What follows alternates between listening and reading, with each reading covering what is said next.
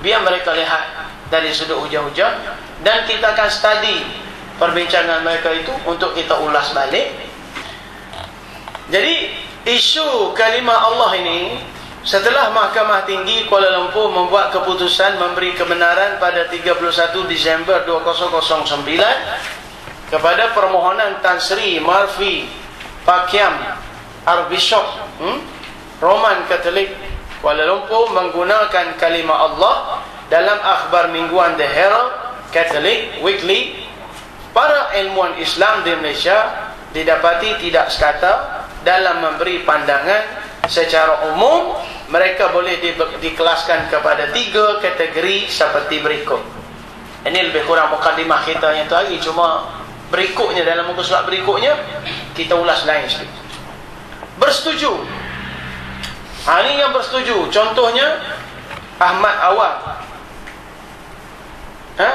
ahli Majlis Syura PAS, bersetuju dengan maksud kalau mereka nak guna dalam ibadat mereka, gunalah. Tapi jangan sampai nak menyeleweng orang Islam. Itu samalah dengan pendapat PAS, kerana mereka bersepakat begitu. Khalid Samad, ahli Parlimen Shah Alam dari PAS, juga setuju. Anwar Ibrahim, penasihat PKR dan Ketua Umum Pakatan Rakyat, dan pandangan aliran Islam liberal. Ini tidak bersetuju. Contohnya Dr. Harundin. Ini pun ada video dia. Nanti kita akan sediakan CD. Cuma CD tuan-tuan kena belilah. Kita tak boleh nak bagi free. CD kena beli. Jadi Dr. Harundin, Timbalan Mursyidul Ampas, Dr. Syed Ali Taufik Al-Attas, mantan Ketua Pengarah IKIM, dan Zulkifli Nordin. Ini tak setuju.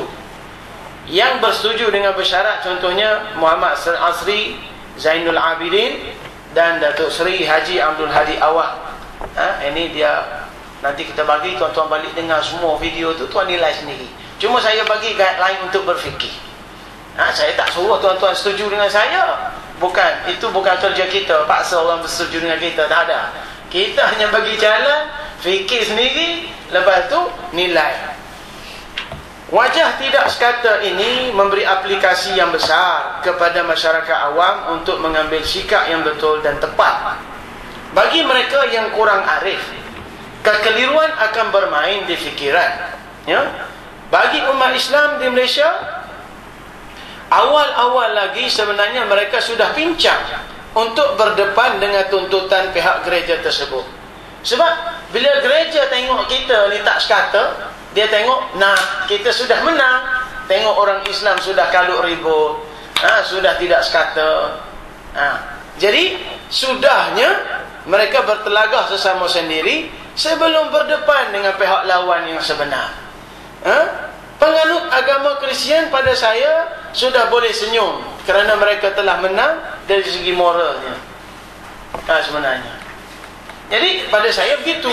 Berdasarkan kajian dan penelitian yang dibuat, kekeliruan para ilmuwan ini perlu diatasi terlebih dahulu dengan segera. Bagi kita kena selesai yang ini dulu sebelum kita nak berdepan dengan gereja, nak berdepan dengan padri. Dalam konteks ini, kita tidak bermasalah dengan mereka yang tidak bersetuju. Orang yang tak setuju diberi kebenaran, maknanya tak apalah, kita tak ada masalah. Sebab dia tak setuju. Bagaimanapun kita perlu meneliti hujah-hujah golongan yang bersetuju, sama ada secara mutlak ataupun bersyarat. Jadi hasil penelitian tersebut akan memberi jawapan yang sebenar untuk kita atasi kemelut ini. Apa yang jelas, pertikaian para ilmuwan dalam kes ini akan memberi implikasi yang besar kepada Islam dan penganutnya pada suatu hari nanti. Kita tidak mahu apa yang ada sekarang berubah kepada keadaan yang lebih buruk. Itu yang kita tak mahu. Dan semua pihak kita tengok dalam muzakarah itu tak mahu.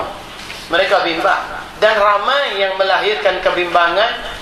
Kita nak setuju, kita kena ingat, kita yang cerdik-cerdik di sini dalam muzakarah ini tak ada masalah. Tetapi anak-anak di kampung yang tak tahu soal agama, yang tak kenal akidah, mereka ini siapa nak bela?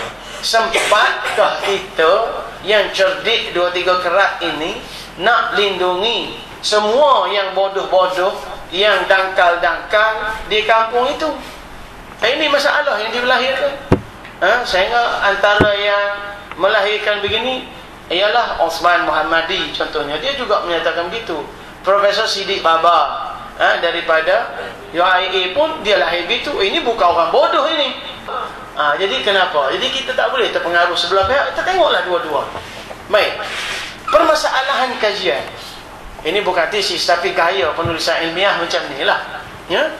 Kajian ini cuba mencari punca perselisihan di antara ketiga-tiga pandangan di atas.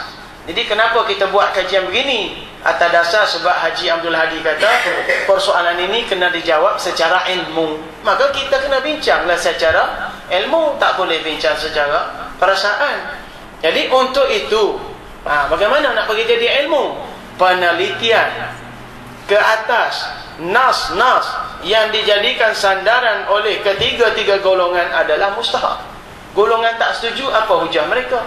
Golongan yang bersetuju, apa hujah mereka? Kita kena tengok. Dalam kes ini, nas-nas daripada Al-Quran akan diberi perhatian khusus atas kepercayaan. Nas-nas tersebut diturunkan dalam bahasa Arab yang tidak ada keraguan lagi. Jadi kita akan guna nas Al-Quran sebagai subjek kajian kita kerana kita yakin Quran tak akan silap. Tapi kenapa lahir pandangan yang berbeza? Bermakna bukan kelemahan nas, kelemahan akal kita memahami Al-Quran.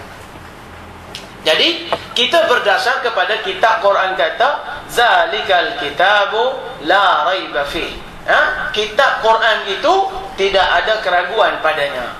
Jadi yang jadi kita berbalah ni tak selari ni punca mana? Kita nak tengok punca itu.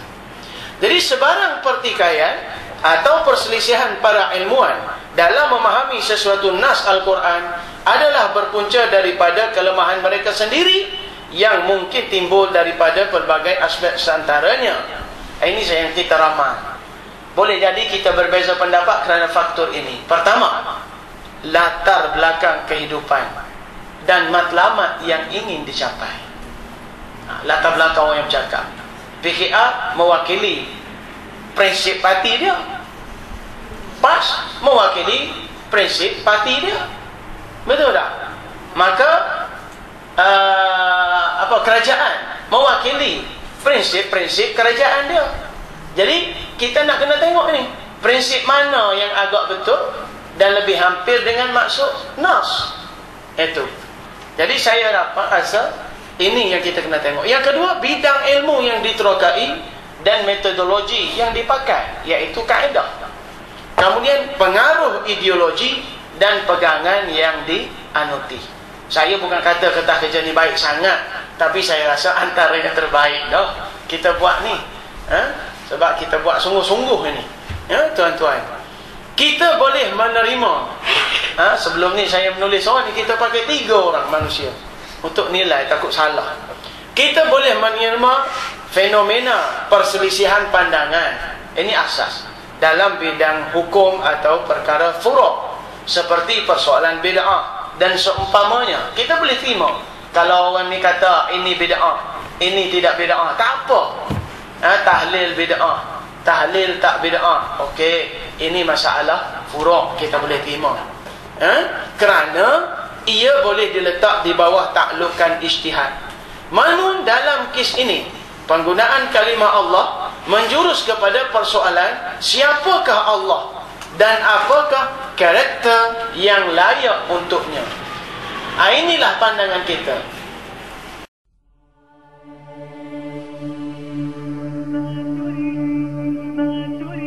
قل ما تريد